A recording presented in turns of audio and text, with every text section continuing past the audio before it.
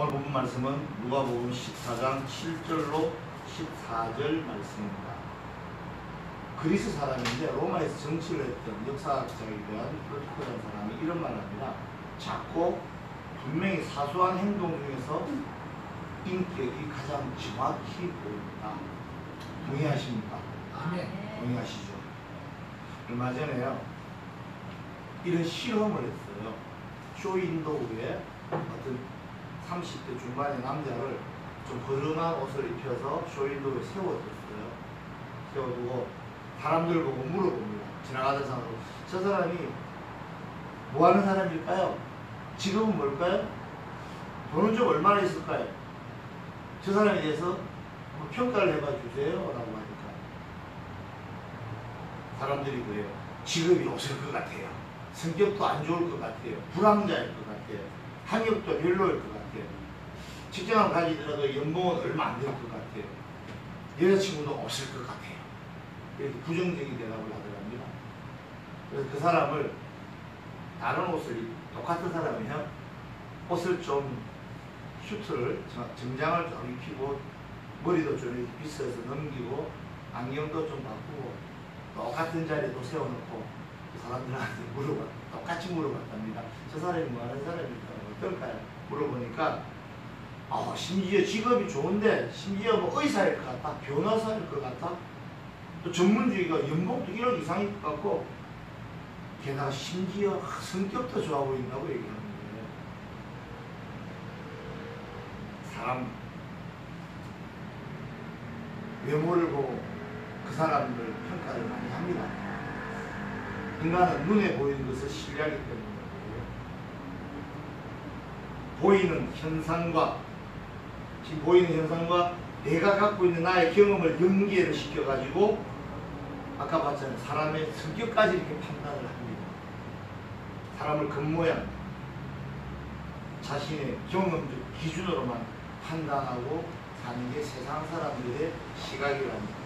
저와 여러분의 시각은 영적인 시각, 하나님의 시각, 하나님 우리를 보시는 그런 시각을 가지셔서 사람의 보여지는 것만을 가지고 함부로 판단하지 않는 저와 여러분 되시길 주님의 이름으로 축복합니다. 주님이 외모나 직업이나 신분의 직업의 귀천이나 빈부를 근거로 저와 여러분을 하나님의 자녀, 하나님의 백성으로 부르신 것이 아닙니다. 또 저와 여러분이 과거에 얼마나 잘 살아왔는지를 보고 부르신 것도 아니죠. 주님은 오직 회개하고 십자가로 나아오는 자를 주님께서는 부르셨습니다. 죄인임을 자복하는 자를 부르셨습니다. 만약에 주님께서 그 쇼윈도우에 그 사람을 평가하던 사람들의 시각, 즉 세상 사람들의 눈으로 저와 여러분을 세상적인 기준을 가지고 부르셨다면, 하신다면 저와 여러분 중에서 얼마나 몇 명이나 그 구원의 자격이 있을 수 있겠습니까? 그러므로 우리는요, 마음의 중심을 보시는 주님을 닮아서 마음으로 작은 행위로 그 인격을 봐야 하고, 주님의 마음으로 그 한 영혼이라도 더 사랑하려고 노력하며 살아야 된다는 걸 명심하시기 바랍니다. 보이지 않지만 인격의 정확한 판단의 기준이 되는 것은 정말 작고 사소한 것이라는 걸 아시고, 저와 여러분의 작고 사소한 행동, 분명히 작은 것에서 주님의 향기가 드러나기를 주의 이름으로 축복합니다. 오늘 본문에 보니까 7절에서 11절 말씀, 또 12절에 14절 말씀 두 단락으로 구분이 되는데요. 7절에서 11절 말씀은 누가 청함을 받아서 초대받아 갔을 때 높은 자리에 앉으려고 하지 말라는 거예요. 그리고 12절에 14절 얘기는 초청하는 사람한테 주는 거예요. 초청한 사람들이 초청할 때 똑같은 사람을 초청하지 말고 너한테 도로 갚을 것 없는 사람 초청하라, 이런 얘기하고 있어요. 이건요, 사교상의 논평이 아니고요, 사교상의 교훈이 아니고요, 하나님의 모습을, 하나님 나라의 모습을 우리에게 지금 보여주시는 거예요. 하나님 나라에서는요, 하나님 나라에서는 사람과 사람이 대할 때 어떻게 대해야 되는지, 사람과의 관계성을 어떻게 가져가야 되는지를 오늘 예수님께서 말씀해 주고 계십니다. 먼저 첫 번째, 초청받은 자, 초대받은 사람들이죠. 율법 교사들과 바리새파 사람들입니다. 이 사람들에게 뭐라 그럽니까? 높은 자리에 앉지 말라 그래요. 낮은 자리로 가라 그래요. 명목사가 뭐라고 하십니까? 높은 자리에 네가 앉아있는데 너보다 더 높은 사람이 와서 오면 어떻게 잘 비켜줘야 되잖아요. 망신스럽죠? 그렇잖아요. 높은 데 있다가 낮은 자리로 가야 되니까 그런 일 당하지 말고 차라리 낮은 데 가라. 가서 앉아있으라. 그럼 너보다 높은 자가 안 오면 야 높은 데 가자 그럴 거 아니냐. 예수님 말씀은 언뜻 듣기에는 그야말로 처세하는 요령인 것 같아요. 그죠? 그런데 그렇지가 않아요. 제 얘기를 잘 들어보셔야 돼요. 이 얘기는 결국은요, 사람 앞에서, 하나님 앞에서 겸손하는 얘기지, 이 얘기를 한다고 해서 높은 자리에 앉고 싶은 사람들은 어떻게 하면 되겠습니까? 무조건 낮은 자리로 가야겠죠. 낮은 자리에 앉아있다가 자기보다 높은 자가 안 오면 높은 자리에 올려줄 거니까 나는 처음부터 낮은 자리에 가야겠다. 이렇게 약삭 빠르게 행동한 사람들도 없겠습니까? 있습니다. 높은 자리 가기 위해서 낮은 자리에 앉으라는 그런 말씀이 아니에요. 그런 처세의 수를 말씀하시는 것이 아니라 잠언 25장 7절 말씀, 낮은 자리에 앉으라 그리하여 하면 높임을 받으리라. 사람들 사이에서 특히 하나님 앞에서 항상 겸손한 저와 여러분 되시길 주님 이름으로 축복합니다. 그리고 12절 14절 보니까 초대한 주인에게 한 얘기예요. 바리새파 지도자들이죠. 이들에게 뭐라고 하냐면 돌려받을 것을 기대하지 말고 초청하고 대접하라고 지금 말씀하고 계시잖아요. 당시의 상황이 이래요. 누가 누구를 초대하잖아요. 초대를 내가 받았어요. 초대받으면 몇 번 가냐면 초대장을 2번 전합니다. 첫 번째는 우리 잔치를 하니까 오세요. 그리고 나서 2번째는 잔치 당일날 갑시다 라고 하는데, 첫 번째 초대를 받았을 때 우리 집에 잔치를 하니까 오세요 그러면 이때 판단을 해야 돼요. 내가 가잖아요. 초대받아서 가면 나도 이 사람을 초대해야 돼요. 내가 만약에 초대를 형편이 못 되잖아요. 내가 초대를 형편이 못 되는데 저 사람의 초대를 내가 받아들였다가는 낭패가 생깁니다. 왜냐하면 초대를 할 형편이 못 되면 초대받아도 가지 말아야 되는 거예요. 사람들 마음에 나는 지난번에 너 초대했는데 왜 너 날 초대하지 않니? 라고 대가를 바라고 있기 때문에 그렇다는 겁니다. 이게 좀 진정한 초대가 아닌 것 같죠? 지금 보니까. 그죠? 이 초대는 돌려받기를 기대하고 행하는 거예요. 결국 이 초대는 잔치를 남들에게 기쁨으로 베푸는 배설하는 이름이 아니죠. 베푸는 게 아니라 뭐야? 쉽게 말하면 투자하는 거죠. 투자입니다. 이것은 사랑의 결과입니다. 사랑의 결과가 뭐죠? 드러나는 거. 사랑하니까 드러나는 게 헌신과 나눔과 베품과 배려잖아요. 이런 것이 아니죠. 그러니까 사랑의 결과로 나타난 초대가 아닌 거예요. 이 초대는요, 사랑인 것처럼 보이지만 위선적이고 외식적인 거죠. 정신은 없고 형식만 있는 것을 주님 다 아시죠? 그리고 그래서 인정하지 않으신다는 걸 여러분들도 아시기 바랍니다. 돌려받기 위해서 베푸는 호의. 이 호의를요, 돌려받기 위해서 베푼다고 그랬죠? 그럼 돌려줄 만한 사람들한테만 베풀겠죠? 돌려줄 것이 없는 자에게 이 호의가 올까요? 안 오겠죠. 이 세상이 그런 거였어요. 주님 오시기 전에는 돌려줄 것이 없는 자는 초청받지도 못하는 거예요.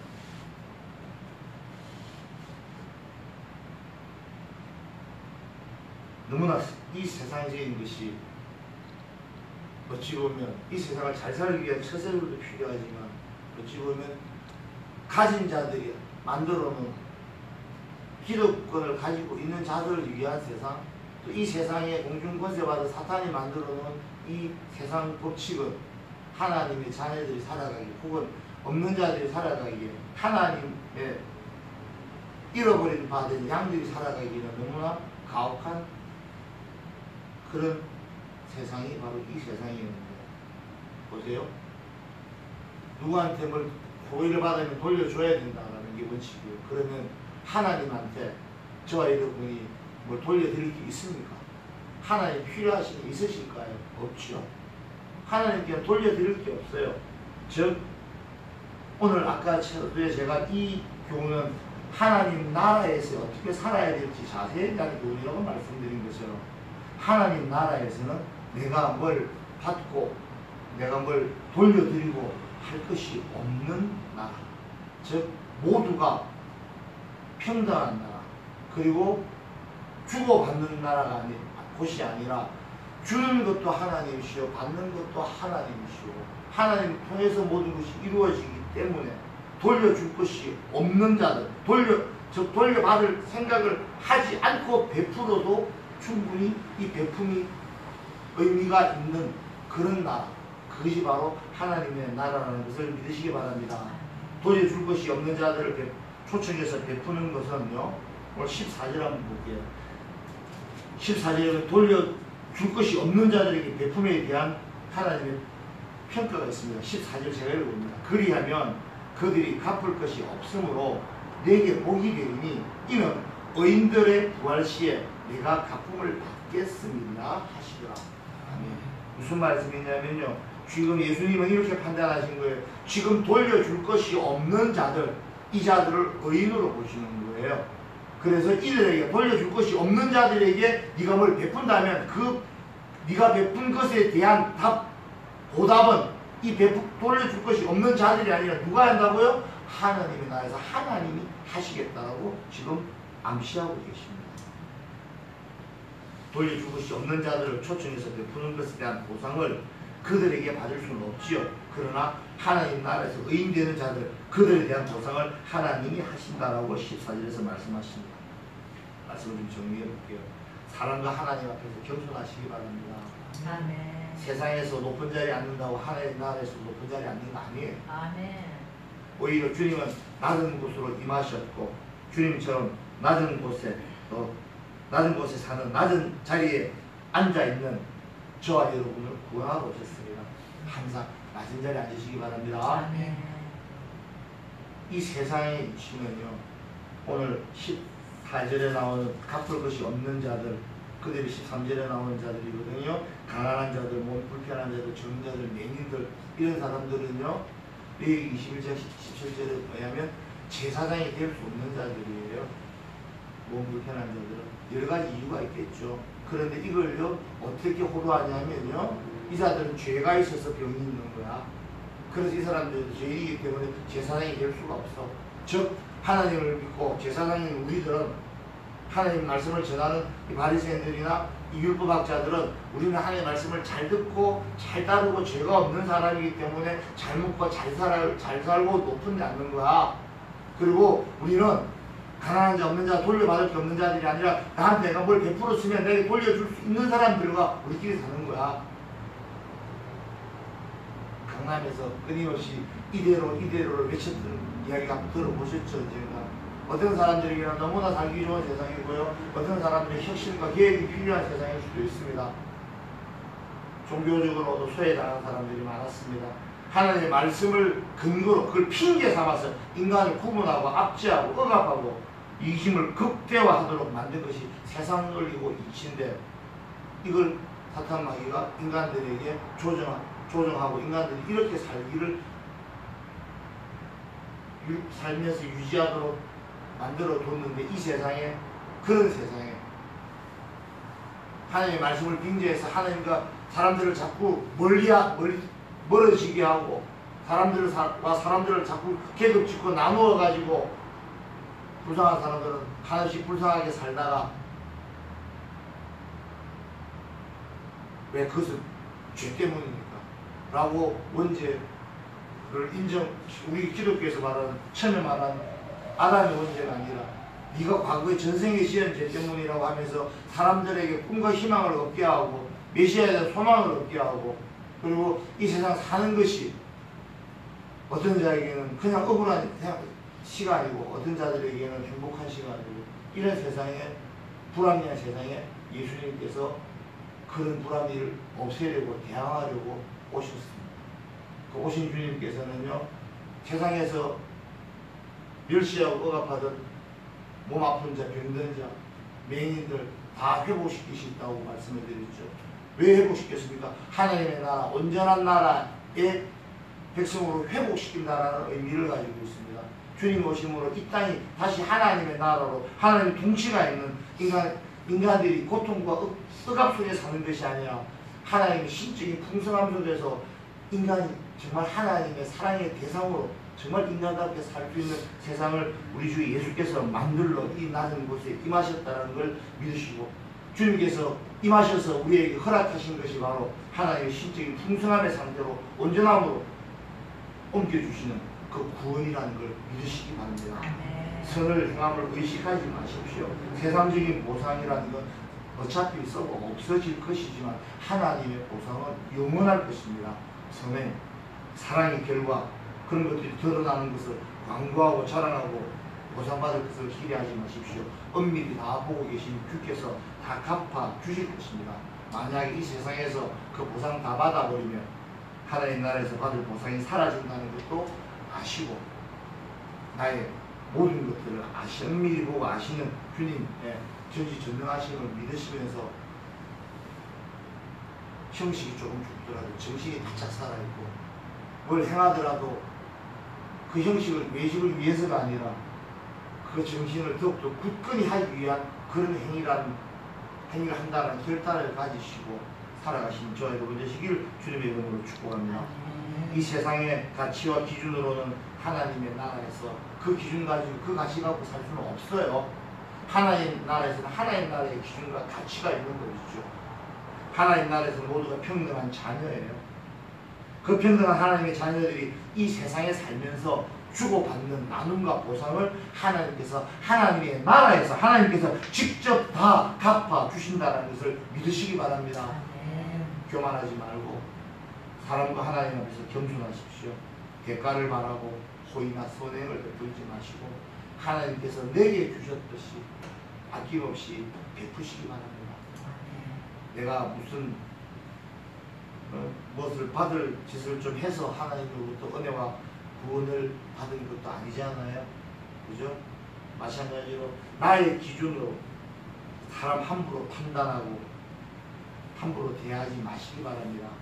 우리 눈에 보이기 때는 어쩔지 모르지만요, 하나님 보시기에는 너무도 소중하고 사랑스러운 영혼일 것입니다. 하나님의 마음을 하나님의 눈으로 사람도 보시고 세상도 보시기 바랍니다. 이 세상에서 우리는 나그네의 삶을 살아가지만 천국잔치에 이미 초청받은 하나님의 자녀라는 사실을 믿으시기 바랍니다. 하나님의 자녀답게 하나님의 형상이, 하나님의 이미지가, 하나님의 향기가 저와 여러분을 통해서 항상 풍겨나기 주의 이름으로 축복합니다. 기도하시겠습니다.